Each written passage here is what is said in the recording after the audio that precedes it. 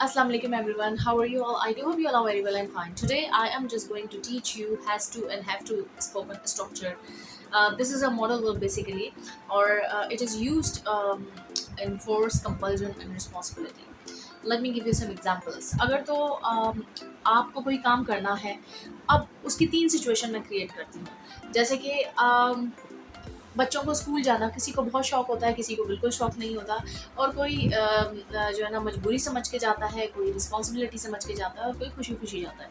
तो कोई भी ऐसा काम जो कि आपने या तो उस काम को करने के लिए आपको कोई फोर्स कर रहा हो और आपके पास ऑप्शन ना हो, आपको करना तो है ही ये काम, या फिर कोई ऐसा काम जिसको करने के लिए आपको जो है ना कोई मजबूरी हो, यानी आपको बस करना ही करना है, मजबूरी है आपकी, या तो आपको लेट्स सपोज आप स्कूल नहीं जाएंगे तो आपकी टीचर से भी डांट पड़ेगी, आपके घर में भी डांट पड़ेगी, और या फिर जो है ना, या फिर आप इसको एज अ रिस्पॉन्सिबिलिटी, यानी आप सोचें कि मुझे जाना चाहिए क्योंकि मेरा ही फ़ायदा है, अगर मैं अच्छा पढ़ूंगा लिखूंगा या पढ़ूंगी लिखूंगी तो मेरा ही फ़ायदा है।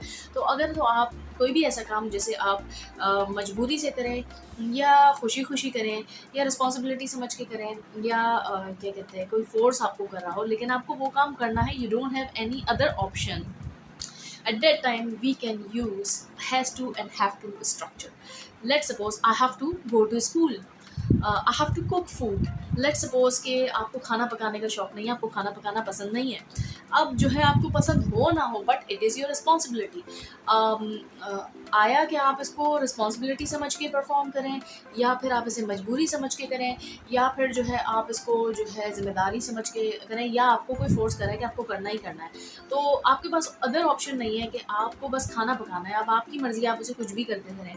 तो फिर आप यूज़ करेंगे I have to cook food. अच्छा, हैज़ टू और हैव टू जब भी आ जाए तो इट शोज़ कंपल्जन, फोर्स और रिस्पॉन्सिबिलिटी कि ये काम या तो किसी ने ज़बरदस्ती कराया है, या मजबूरी से आप कर रहे हैं, या शौक। तो वो फिर according to the situation, according to the tone of voice बात समझ आ जाती है।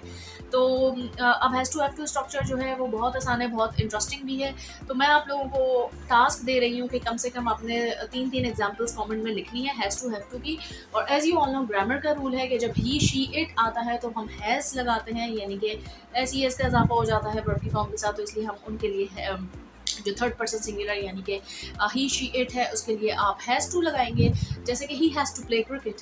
लेट्स सपोज कि एक बच्चे को क्रिकेट, वैसे तो बड़ी अजीब सी एग्जांपल है, ऐसा कैसे हो सकता है कि किसी बच्चे को क्रिकेट का शौक ना हो, लेकिन चलें, किसी बच्चे को क्रिकेट का शौक नहीं है लेकिन उसके पेरेंट्स चाहते हैं कि वो क्रिकेटर बने, तो जो है फिर हम कहेंगे he has to play cricket, या he has to practise for cricket. ठीक है जी। तो आपने यानी कि हैज़ टू और हैज़ टू स्ट्रक्चर जब भी यूज़ किया तो वो फोर्स, कंपल्जन या रिस्पॉन्सिबिलिटी शो करेगा, और वही शीट के लिए हैज़ टू है, otherwise I you we they के लिए आपने हैव टू का यूज़ करना है, और subject plus has to have to plus verb की first form plus object. Formula और एग्जाम्पल जो है कमेंट में, डिस्क्रिप्शन में मेंशन कर दी जाएंगी।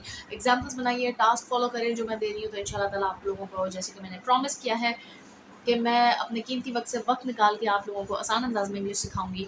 तो मुझे बताइएगा आज का लेसन आपको कैसा लगा। मिलती हूँ नेक्स्ट वीडियो में नेक्स्ट लेसन के साथ, तब तक के लिए मुझे दुआ में याद रखिएगा, मैं भी आप लोगों को अपनी दुआ में याद रखती हूँ। अल्लाह हाफिज़, फ़ी अमान अल्लाह।